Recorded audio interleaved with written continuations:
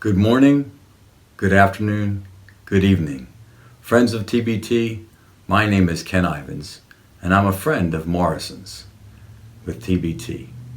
And he has tasked me with the responsibility and opportunity to talk with you about cultures and cultural norms and crossing cultures and how to deal with cultures and helping us to understand what it means and what cultures actually are.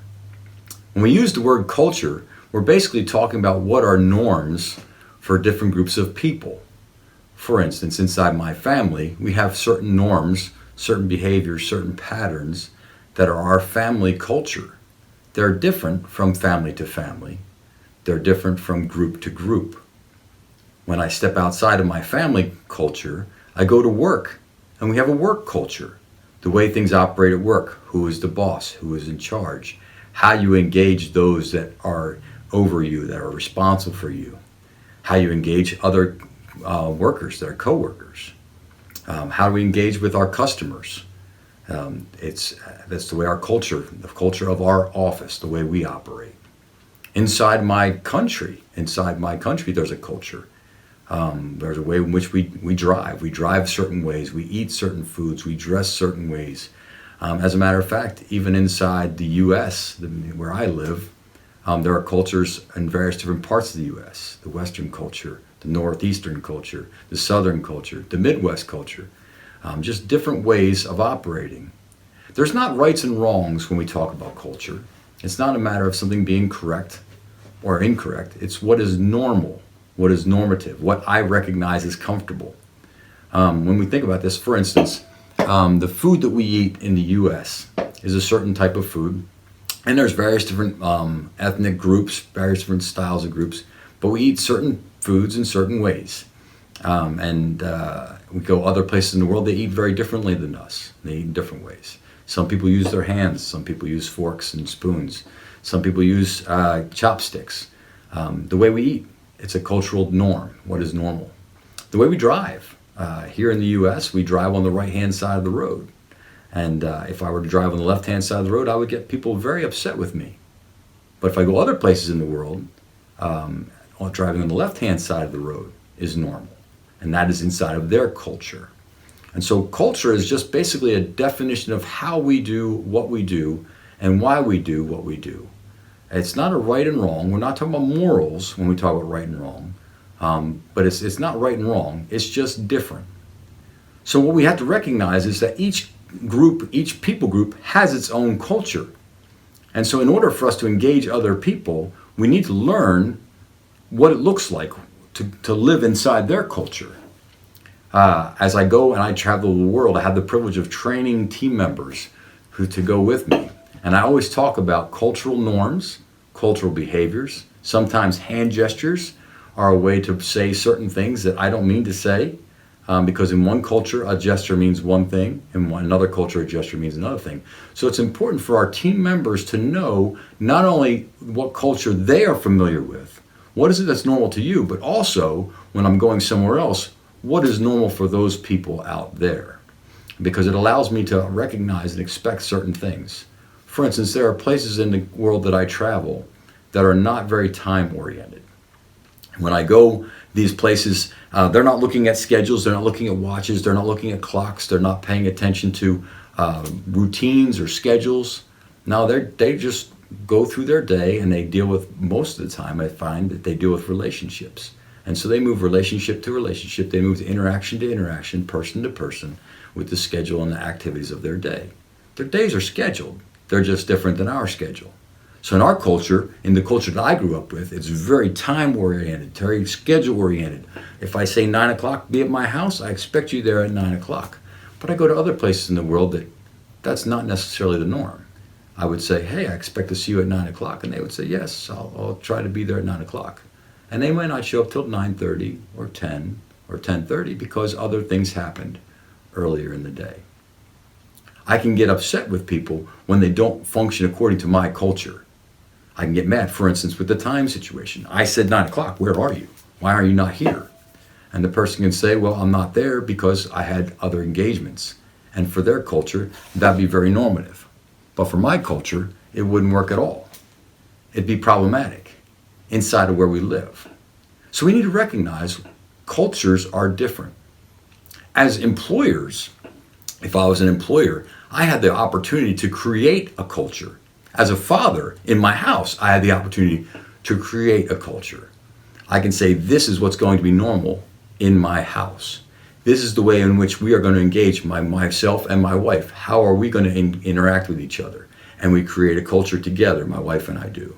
As we have kids, we have the opportunity to decide for our kids, what is going to be normal in our house? Are we going to eat dinner at 5 o'clock? Are we going to eat dinner at 6 o'clock? Does it matter what time we eat dinner? Are we going to eat dinner together? Are we going to eat dinner in different rooms? Are we going to eat wherever we eat? Are we going to, everyone going to have their own way to jump into the refrigerator and grab whatever food they want?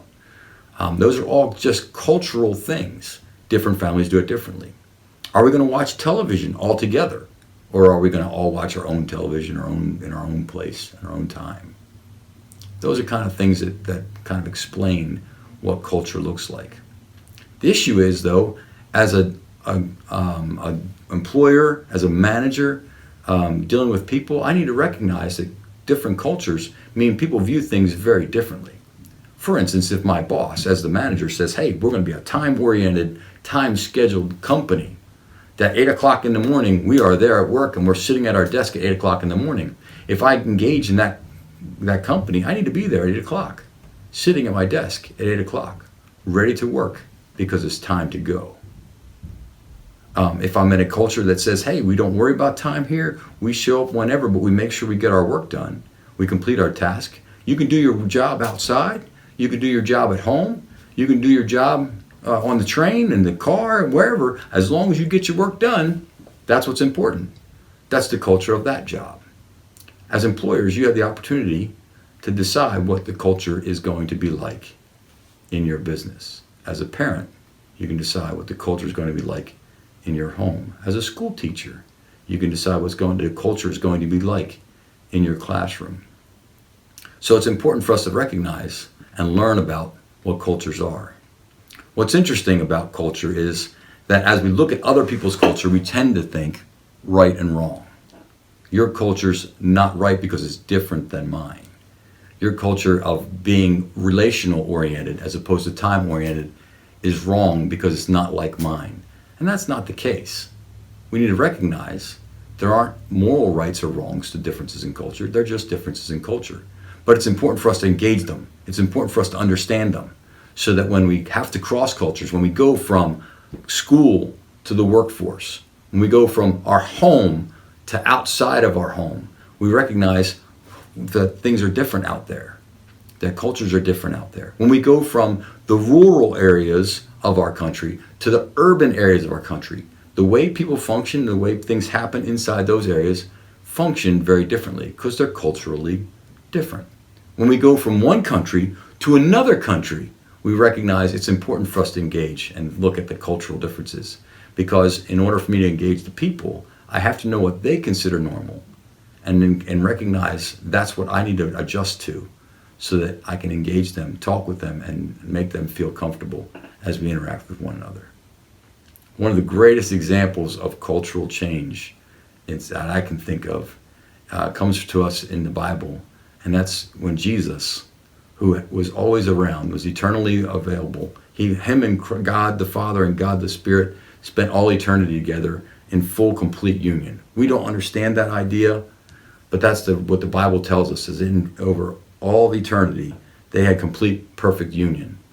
And then Christ took on flesh and became a man. After God created time and created the earth, many years later, Christ took on flesh, became a man, and entered our culture.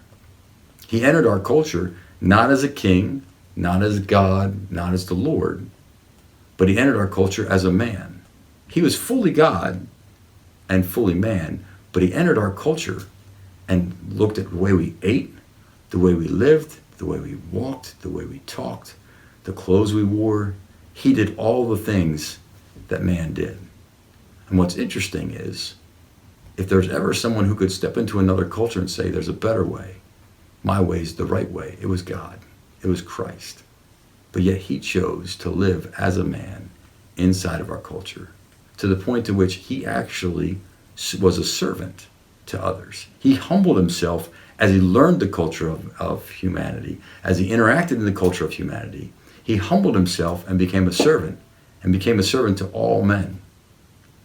Even to the point, the Bible tells us, that he served all men, and his own creation rejected him and killed him. He wasn't killed by creation, he sacrificed himself. In other words, God was not killed by man. God laid his life down. And although men crucified him, God was the one in charge. But he culturally stepped into this world, this chaos of this world, because he loved us so much. He wanted to have a relationship with us. And so he wanted to expose us to the culture of heaven. And he did that through his word. He did that through the Gospels and the rest of the book of the Bible. He helped us understand the culture of heaven. How is it different than the culture of earth? The fact that we love the way Christ loves and the way God loves, as opposed to the way that men love, very selfishly and very personally. We want our own stuff. God loves us because he loves us, not because we do something for him. So Christ was the example of crossing cultures. Christ was the best example of stepping into another culture. And we need to follow that same example as we engage other cultures that we engage with. As you are an employer, as you're engaging in your employees, you recognize they come from different homes, which have different cultural norms. They come from different jobs, possibly, that have different cultural norms. They come from different schools that may have had different norms than you're familiar with. And it's important for us to create and help them understand what is normal, what is normative, that they might be able to adjust, and we might be able to adjust. It requires a lot of humility to cross cultures. It requires a lot of asking questions and looking and learning in order to cross cultures well. I want to challenge you guys at TBT as you seek to follow Christ and you seek to engage other people, as you seek to be an employer, an employee, a husband, a wife, a child, a co-worker, whatever the role that you have. As you look at the cultural normals around you, look around and learn what is normal, what is expected, and how can I engage that culture, and if there needs to be change, if there needs to be growth, how do I do that slowly and carefully in a way that doesn't reject other people, doesn't make other people feel like you're the boss, you're in charge, you're smarter than they are, you're better than they are, but you're encouraging them to grow as well. What kind of things do you need to grow in? What kind of ways do you need to change? What kind of things that maybe in humility you need to recognize aren't really the best way? There's other cultures and other ways that do it differently that are actually better. This is one of the difficulties my team members experience as we travel from the U.S. to other places. Because we look, and oftentimes the U.S. people, the American people, feel like they've got a good culture and we've got it figured out. And we go places and we realize we really don't. Other places in the world do things better than we do. Our challenge to you and my encouragement to you today is, as you think about the culture of your home, how is it you function as a father, as a mother? How is it you function in your job as an employer or an employee? How is it you function at school as a student or as a teacher or as an administrator? Do you seek to engage the culture? Do you seek to encourage people inside the culture? Do you seek to cross the cultures for the things that are abnormal and different than what you're familiar with? Or do you expect everybody to be like you? Do you expect everybody to think like you? It's not the way the world works, and it's not the way the world should work. I encourage you, cross cultures, do the work. You'll find it's a wonderful experience. God bless you.